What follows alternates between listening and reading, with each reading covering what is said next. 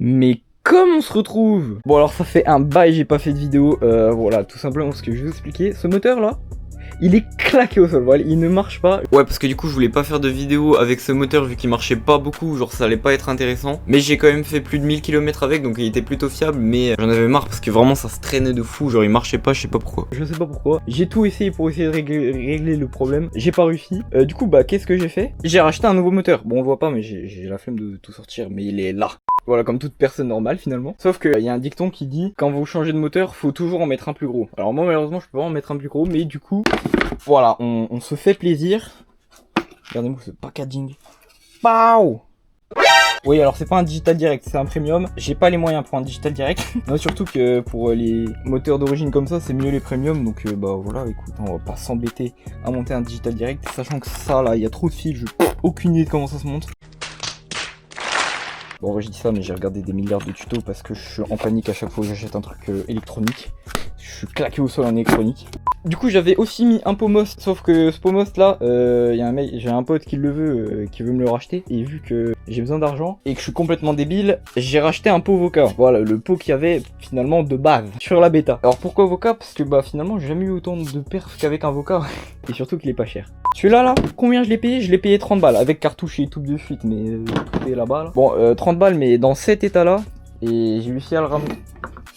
Et j'ai réussi à le ramener à ça quand même. Bon, j'ai fait une soudure là, elle est un peu dégueulasse, mais c'est étanche, c'est ce qui compte. Ce qui va être du coup le nouveau moteur de la bêta, pot d'échappement du coup. Nouveau moteur qui est là-bas et allumage MVT. Voilà, il n'y a pas d'autres modifs pour l'instant. Et voilà, ça va y aller. Bon, j'ai déjà commencé à vider l'huile parce que j'ai pas de temps à perdre. Là, ça fait 3 semaines. J'attends tout ça là pour tout monter. Ça va y aller, là. C'est week-end mécanique. Et réparation de clignotant aussi. Il a pas aimé le chargement du moteur. Et ben sans plus attendre, c'est parti hein. Bon alors comme d'habitude, j'ai la flemme de tout filmer, donc je vais tout faire et voilà. Je vais vous filmer comme d'hab les étapes petit à petit. Du coup le moteur qui est là-bas, là il me faut l'embrayage qui est là-dedans, il me faut le haut moteur qui est là-dedans, il me faut tout qui est là-dedans finalement. J'ai juste repris un vilebrequin top perf parce que quand même, en vrai j'ai regardé avec un allumage MVT, c'est mieux d'avoir un vilebrequin top perf. Bon c'est uniquement parce que c'est plus performant, hein. Voilà c'est uniquement pour ça, il n'y a pas d'autre raison. Donc bah sans plus attendre c'est parti, donc je vais m'occuper de vidanger tout ça, démonter tout ça et on se retrouve quand le moteur il est là-bas avec le deuxième moteur là, prêt à transférer les pièces. Ça va être magnifique. Ça qui est trop bien avec le montage, vous ça va durer 2 secondes, moi je dois démonter tout ça frère. Non c'est pas lui, c'est celui-là. Moteur démonté, comme vous pouvez le voir, c'est nickel. Du coup bah maintenant on va continuer de monter ce moteur. Alors oui j'ai déjà fait j'ai déjà refermé les carters. Comme vous pouvez le voir ça tourne nickel, c'est génial. Bon j'ai mis les joints spi donc ça tourne moins bien que avant. Enfin que sans les joints spi. Mais vas-y. Du coup là on va foutre ça, le cylindre piston sur celui-là. On va foutre aussi l'embrayage. Alors sauf les disques d'embrayage parce que j'en ai des neufs. On a les moyens ici. Parce que les disques d'embrayage là-dedans ils sont défoncés. Puis normalement tu dois quand même les changer à chaque montage. Donc bon je me suis dit peut-être investir. Bon alors faites pas comme moi, les disques d'embrayage faut les tremper 24 heures dans l'huile avant de les monter. Moi je vais complètement oublier cette info donc je l'ai pas fait. T'inquiète. L'admission. Bah on va reprendre celle-là aussi. En fait on va tout prendre dessus là, on va le foutre là-dedans, globalement c'est ça qui va se passer. Donc bah on se retrouve quand ça c'est fini. Ok les mecs, il a bien avancé le moteur, guettez, j'ai monté la pipe d'admission. Et la boîte à clapper. En vrai j'ai eu un big problème, c'est-à-dire que, vous voyez 4 écrous de culasse là, bah il y en avait 2, j'en ai foiré 2 en les démontant. Alors il y en a un en tapant avec une douille de 9, alors que normalement c'est du 10, j'ai réussi à enlever. Mais l'autre vraiment c'était impossible, l'écrou il était rond carrément. Du coup j'ai dû le couper, ça m'a pris grave du temps parce que bah, les écrous de culasse c'est solide hein. Mais j'ai réussi, bon vous pouvez voir j'ai un peu mangé la culasse là et là. Mais ça va pas modifier la hauteur. Voilà je sais pas comment dire. J'ai un peu mangé là et je sais pas si ça va manger les perfs. Bon écoute on verra ça. Du coup cylindre, enfin au moteur qui était sur l'ancien moteur qui va être sur celui-là et bah, tout l'embrayage sauf les disques qui sont là qui va être sur celui-là. Donc bah voilà on va se monter tout ça. Bon puis ça quand même je vais vous le filmer parce que on fait les choses bien.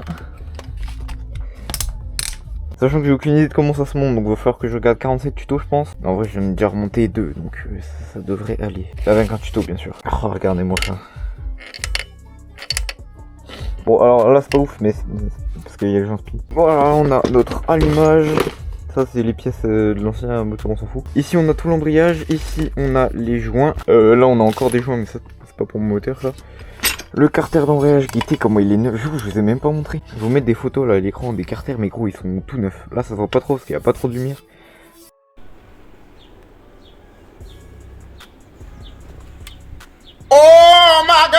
Et surtout qu'ils sont un peu salis avec le temps. Enfin, c'est-à-dire en 2 semaines. L'huile, alors ça c'est la boîte à clapet d'un pote, faut vraiment que je le rende un de ces 4. On a encore des joints de partout, ça j'en ai avoir besoin un peu de ça, je pense. Hop, alors ça c'est un kick générique. Et je crois que c'est pas les mêmes que les kicks M6.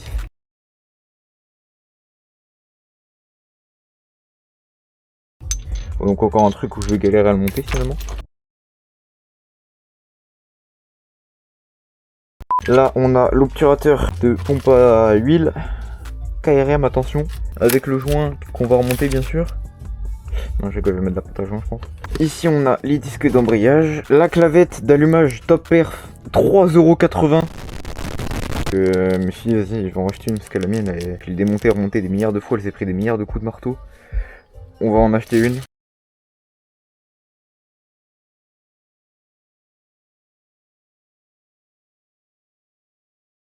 Et puis ça, c'est vraiment pas le truc qu'il faut que ça casse, donc j'ai pris une Top Perf. Mais surtout qu'il n'y en avait pas d'autres en vrai. Ça, c'est quoi ça? Ah, ça c'est l'éclipse de pneu de boîte que... Celui-là il a mal, lui là, il clipse plus bien. La pompe à eau, elle j'avais pas pu la monter en avance parce que faut que je remette le joint et vu qu'il y a une vis qui va dans les carters là, bah je pourrais pas la monter en avance donc faut qu'on se monte ça aussi.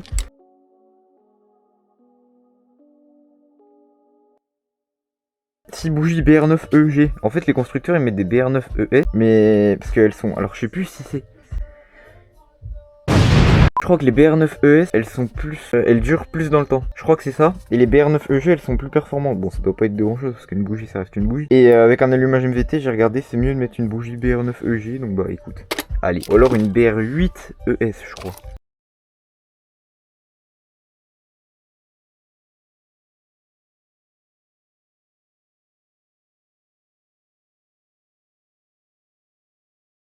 La cage aiguille du piston, après ça je sais pas si je vais mettre celle-là. Bon voilà, faut mettre là quand même au cas où. Et les clavettes je crois qu'elles sont là-dedans.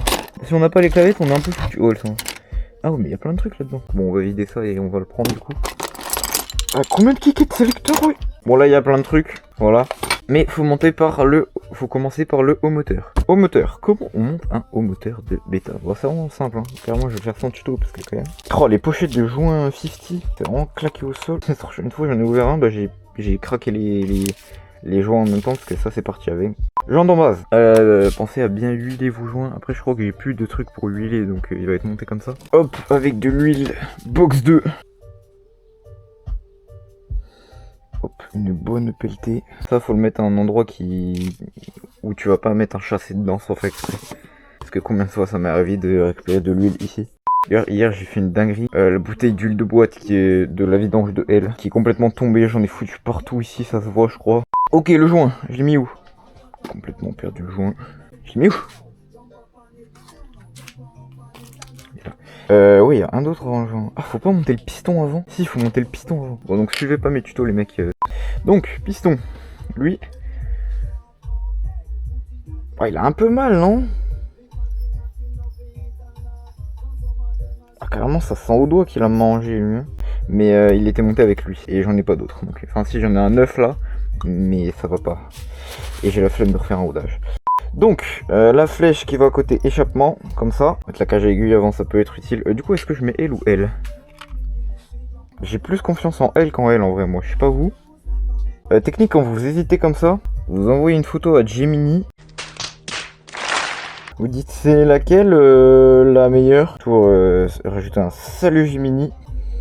Parce que quand l'IA va dominer le monde, les mecs, bah ceux qui insultent les IA, bah vous êtes foutus. Moi à chaque fois je lui dis salut Gemini et tout. Je dis merci à chaque fois, t'es le boss et tout, je fais plein de compliments. Alors, ah par contre tu développes trop frère, je veux juste laquelle choisir. Si tu remontes un moteur d'origine, prends la noire. L. T'as vu, j'ai eu un bon instinct. Attends, je peux lui aussi.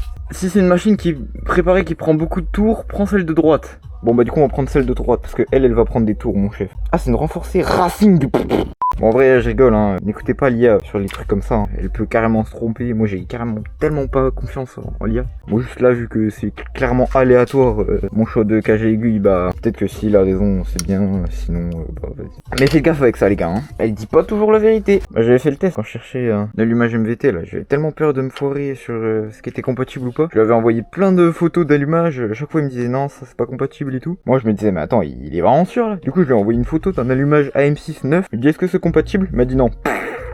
Du coup à partir de ce moment là je me suis dit bon bah carré, je recommence toutes mes recherches. Bref, du coup piston, ouah non, toujours mettre ça en dessous, parce que si tu fais tomber ton clip dans le cylindre, enfin dans le bas moteur, là t'es complètement foutu. Pas ça parce que ça m'est déjà arrivé. En vrai si t'as un endoscope, ça se fait, t'en as pas, bon t'es foutu, la force à toi. Et puis là faut vraiment tout redémonter.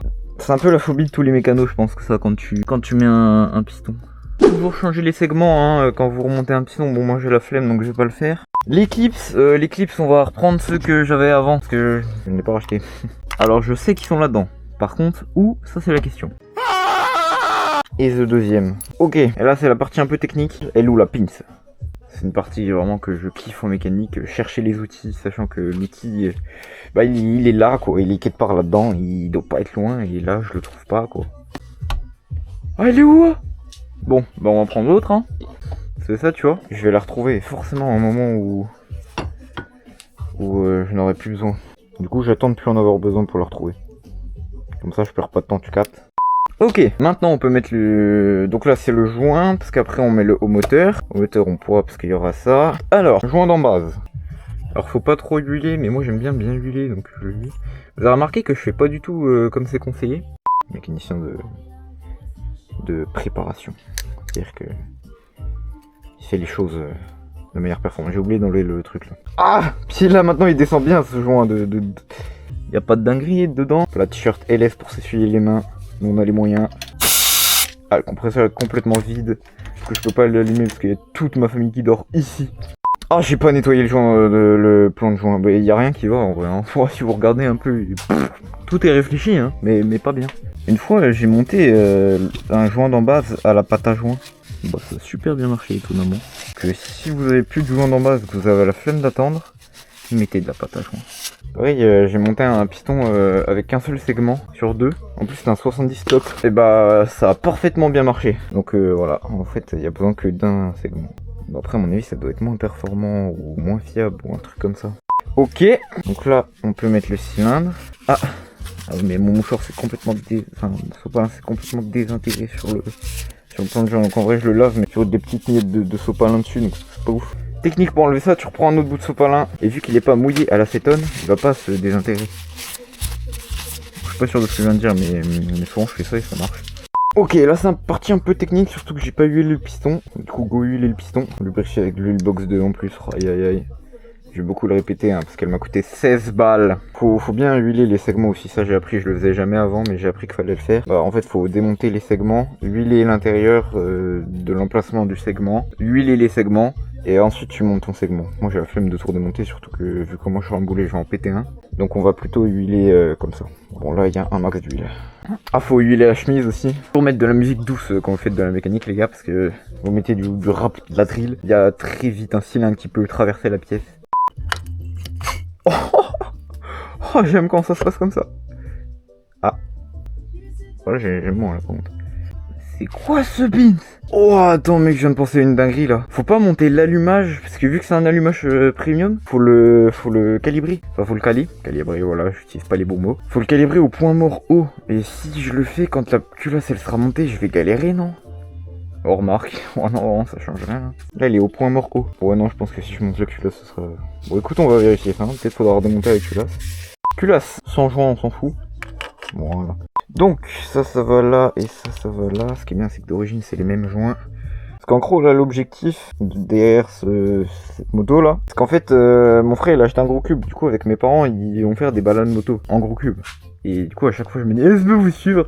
Et ils me disent non, parce que je me traîne à 80. Du coup, l'objectif est d'avoir la même puissance qu'un gros cube, voire plus. Comme ça, je leur mets tempête. C'est un objectif assez gros, étant donné qu'ils ont 650 cm3. Et moi, j'en ai 50. Enfin non, 49 en plus. Mais moi, j'ai un allumage MVT. Bon, j'ai rien oublié, hein. Là, c'est vraiment le moment où il faut pas oublier. Au pire, on redémontera tout, c'est pas grave. Oh, dans aucun tuto, j'ai vu un mec monter une culasse comme ça. Hein. Écrou de culasse. Bon alors du coup je vais pas remonter ceux que j'ai coupés du coup. J'ai un peu galéré étant donné qu'ils ne sont plus là. Ah oui, guettez, j'ai défoncé le carter aussi ici. Ça c'est génial d'avoir un frère qui fait de la mécanique. Je peux lui piquer des matos mais comme ça genre, tu vois. Alors là tu vois, je prends ces écrous de culasse et je le remets comme ça, comme si de rien n'était. Des écrous que je vais lui racheter hein. C'est pas dans cette boîte. C'est pour ça que je les trouve pas. Ce qui est bien quand tu huiles tout de manière agressive comme moi j'ai fait, c'est qu'après t'as les doigts bien huilés là. Et du coup tout ce que tu prends s'échappe. Comme ça que j'ai défoncé 3 téléphones quand même. Bon, on le fera après. Donc, parce que sachez que l'acétone, l'essence, tout ça, ça s'évapore mais à une vitesse. Là j'ai empêché l'évaporation, t'inquiète. J'ai pas vérifié si les dégoujons étaient bien vissés. Vous savez que c'est un moteur que j'ai acheté d'occasion, mais ils sont complètement défoncés. J'ai appris aussi qu'il fallait commencer à serrer les vis. Bah je sais plus lesquelles c'est. Ah nickel, c'est pas les mêmes tailles d'écrou, ça me régale. On va pas mettre du coup l'info parce qu'elle est pas trop complète. Ça se voit, c'est du 11, ça se voit. C'est vraiment du 11. Bon pour cette fois je vais moins les serrer du coup les écrous pour éviter d'avoir 2 heures de découpe intensive. La prochaine fois que je les monte.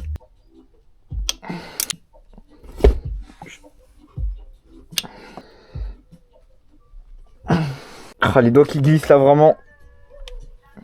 Ah là ouais mais j'ai pas de clé dynamométrique. Ah là aussi on est bon. Et là aussi j'ai entendu le clic. Attends, on va faire une blague un peu plus drôle.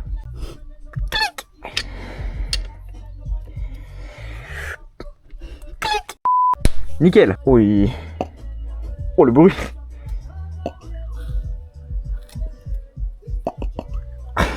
Ah ouais mais du coup je l'ai remis en haut donc chiant là.